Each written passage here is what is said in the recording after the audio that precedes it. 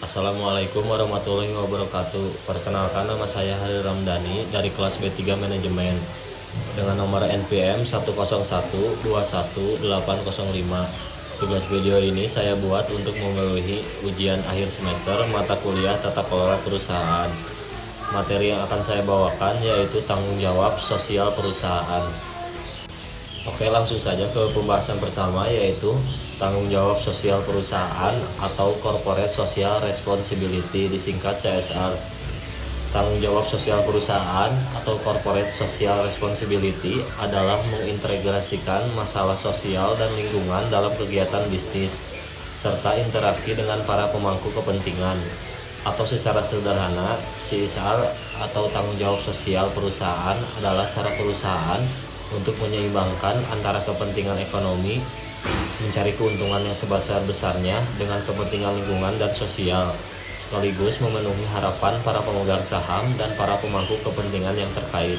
Selanjutnya, ada pengertian CSR menurut Sankat Clement K. 2002. Corporate Social Responsibility merupakan komitmen usaha untuk bertindak secara etis, beroperasi secara legal, dan berkontribusi untuk peningkatan ekonomi bersamaan dengan peningkatan kualitas hidup dari karyawan dan keluarganya, komunitas lokal, dan masyarakat secara lebih luas.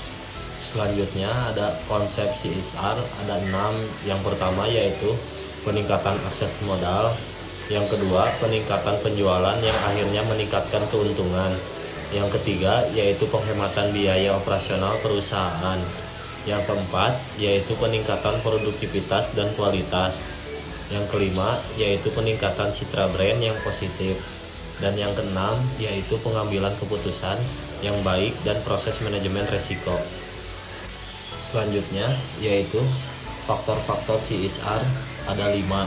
Yang pertama, adanya arus globalisasi yang memberikan gambaran tentang hilangnya garis pembatas di antara berbagai wilayah di dunia, sehingga menghadirkan universalitas. Dengan demikian, menjadi sangat mungkin perusahaan multinasional dapat berkembang di mana saja sebagai mata rantai globalisasi.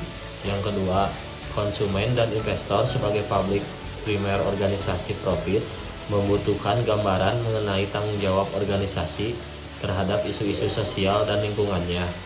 Yang ketiga, sebagian bagian dalam etika berorganisasi, maka dibutuhkan tanggung jawab organisasi untuk dapat mengelola organisasi dengan baik, lebih layak dikenal dengan good corporate governance. Yang keempat, tanggung jawab sosial setidaknya dapat mereduksi krisis yang berpotensi terjadi pada organisasi. Dan yang terakhir yaitu kelima, tanggung jawab sosial dianggap dapat meningkatkan reputasi organisasi.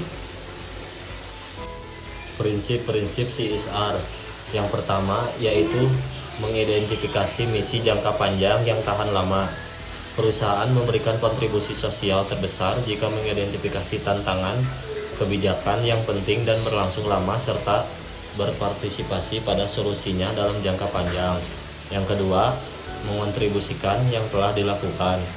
Perusahaan memaksimalkan manfaat dan kontribusi perusahaannya jika perusahaan itu dapat meningkatkan kemampuan inti serta mengontribusikan produk dan jasa yang didasarkan pada keahlian yang digunakan dalam atau yang dihasilkan dari operasi normalnya. Yang ketiga, mengontribusikan jasa khusus skala besar. Perusahaan memiliki dampak sosial terbesar ketika perusahaan memberikan kontribusi khusus kepada usaha koperasi berskala besar. Yang keempat, menimbang pengaruh pemerintah. Dukungan pemerintah bagi partisipasi perusahaan dalam CSR atau paling tidak kerelaannya untuk menghilangkan hambatan sehingga dapat memberikan pengaruh positif yang penting. Yang kelima, menyusun dan menilai total paket manfaat. Perusahaan memperoleh manfaat terbesar dari kontribusi sosialnya jika memberikan harga pada total paket manfaat. Penilaian ini sebaiknya mencakup kontribusi sosial yang diberikan maupun dampak reputasi yang memperkuat atau memperkaya posisi perusahaan di mata para konstituennya. Tujuan CSR. Tujuan CSR adalah agar perusahaan dapat melakukan pembangunan dan peningkatan pada tiga dimensi tersebut. Tiga dimensi kinerja CSR sering juga disebut dengan istilah three pillars, diantaranya yaitu yang pertama, people atau sosial. People atau masyarakat mengacu kepada beragam inisiatif sosial yang membentuk strategi CSR dari perusahaan. Sebagai contoh, pemberian yang dilakukan perusahaan, keterlibatan masyarakat, dan berbagai upaya perusahaan untuk melakukan peningkatan kualitas hidup, pemangku kepentingan, baik internal maupun eksternal. Yang kedua, yaitu planet atau lingkungan. Planet mengacu kepada dampak ekologis atau lingkungan dan praktek lingkungan dari sebuah perusahaan. Sebagai contoh, melakukan upaya reboisasi di daerah perusahaan beroperasi, menutup lubang-lubang bekas galian tambang, hingga pengembalian fungsi tanah bekas tambang. Dan yang terakhir, yaitu profit atau keuntungan. Profit memuat tidak hanya keuntungan yang didapatkan oleh sebuah perusahaan untuk pemegang sahamnya, namun keuntungan yang juga dirasakan oleh masyarakat secara lebih umum. Sebagai contoh, perusahaan dan masyarakat sama-sama mendapatkan keuntungan dari keberhasilan perusahaan. Masyarakat sekitar bisa membuka usaha di sekitar perusahaan dan lain sebagainya. The World Business Council for Sustainable Development atau WBCSD. The World Business Council for Sustainable Development yaitu komitmen bisnis untuk berkontribusi dalam pembangunan ekonomi berkelanjutan, bekerja dengan karyawan perusahaan, keluarga karyawan tersebut, berikut komunitas setempat lokal, dan masyarakat secara keseluruhan dalam rangka meningkatkan kualitas kehidupan. Konsep Corporate Social Responsibility melibatkan tanggung jawab kemitraan antar pemerintah, lembaga sumber daya masyarakat, juga masyarakat setempat atau lokal. Kemitraan ini merupakan tanggung jawab bersama secara sosial antar stakeholder. Jenis-jenis CSR. Yang pertama yaitu rehabilitasi alam. Pertama, jenis CSR yang paling utama dan yang paling sering dilakukan adalah rehabilitasi alam. Perusahaan memiliki tanggung jawab besar terhadap pencegahan kerusakan alam sekaligus pelestariannya, terkhusus bagi perusahaan yang menghasilkan limbah. Yang kedua, pengolahan limbah berwawasan lingkungan. Pengolahan limbah berwawasan lingkungan diharapkan dapat mencegah adanya limbah yang beracun sehingga dapat meracuni masyarakat. Pengolahan seharusnya membuang hasil limbah. Limbah tidak menimbulkan kerusakan ekosistem. Yang ketiga, filantropi. Aktivitas CSR yang paling mudah dilakukan adalah filantropi. Aktivitas filantropi adalah kegiatan manusia untuk menolong orang-orang yang dalam kesusahan. Yang keempat, penggunaan sumber energi terbarukan. Konsep CSR dapat mendorong perusahaan untuk menggunakan sumber energi terbarukan seperti tenaga surya, angin, air, hingga uap alam. Penggunaan energi terbarukan dapat digunakan perusahaan untuk ikut serta dalam upaya melestarikan sumber daya yang terancam punah seperti minyak bumi dan gas alam. Yang kelima, budaya kerja ramah SDM. Menciptakan budaya kerja yang ramah bagi SDM merupakan jenis CSR yang tidak berdasarkan materi.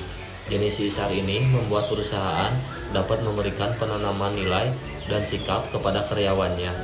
CSR ini sangat baik karena dapat meningkatkan karakter karyawan menjadi lebih baik. Yang keenam, kegiatan volunteering. Jenis CSR ini, kegiatan volunteering atau kerelawanan, dapat dilakukan secara rutin atau insidental. Yang ketujuh, pemberdayaan ekonomi karyawan. Jenis CSR adalah untuk melakukan pemberdayaan ekonomi karyawan. Pendanaan CSR bisa digunakan karyawan dalam meningkatkan skillnya. Harapannya agar karyawan mampu berdaya secara ekonomi. Manfaat CSR. Yang pertama, bagi lingkungan hidup. CSR dapat memberikan manfaat untuk membantu melakukan upaya pelestarian lingkungan hidup. Bahkan seharusnya perusahaan dapat mencegah segala potensi kerusakan alam. Yang kedua, bagi masyarakat. CSR bisa memberikan manfaat untuk memberikan kontribusi kepada masyarakat. Konsep CSR mengharuskan perusahaan dapat memberikan kenyamanan dan keamanan kepada masyarakat sekitar. Yang ketiga, bagi perusahaan. Manfaat CSR yang didapatkan perusahaan adalah untuk memberikan citra baik perusahaan di mata masyarakat. Jika perusahaan memiliki kesan baik di mata masyarakat, maka proses keberlangsungan jangka panjang dan branding dari perusahaan juga akan lebih mudah. Yang keempat, bagi pemerintah. CSR terbukti sangat bermanfaat untuk pemerintah sebagai pembuat kebijakan. CSR dapat diikut serta dalam mendukung program-program dari pemerintah dalam melakukan pembangunan daerah. Contoh-contoh CSR. Yang pertama, Google, perusahaan raksasa teknologi asal Amerika Serikat. Google memiliki banyak program CSR. Beberapa program CSR dari Google seperti Google AdGrant dan Google Green.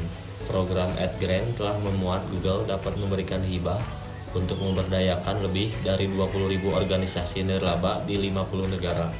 Yang kedua, PT Telkom Indonesia. Telkom sebagai perusahaan jaringan milik negara memiliki program CSR yang bernama Indonesia Digital Learning atau IDL. Indonesia Digital Learning berupaya untuk mendorong perubahan paradigma digital bagi seluruh guru di tanah air. Program CSR ini juga berhasil meningkatkan kompetensi, keterampilan, dan kualitas guru dalam memanfaatkan teknologi informasi dan komunikasi. Yang ketiga, PT Pembangkitan Jawa Bali. Dalam melaksanakan program CSR, perusahaan Pembangkitan Jawa Bali ini meluncurkan program CSR Akademi Komunitas yang memberikan beasiswa D1 kelistrikan kepada masyarakat di sekitar unit pembangkit. Harapan para penerima beasiswa yang telah lulus tersebut akan diperkerjakan di unit pembangkit. Sekian yang bisa saya sampaikan. Mohon maaf apabila ada kesalahan atau ucapan. Terima kasih. Wassalamualaikum warahmatullahi wabarakatuh.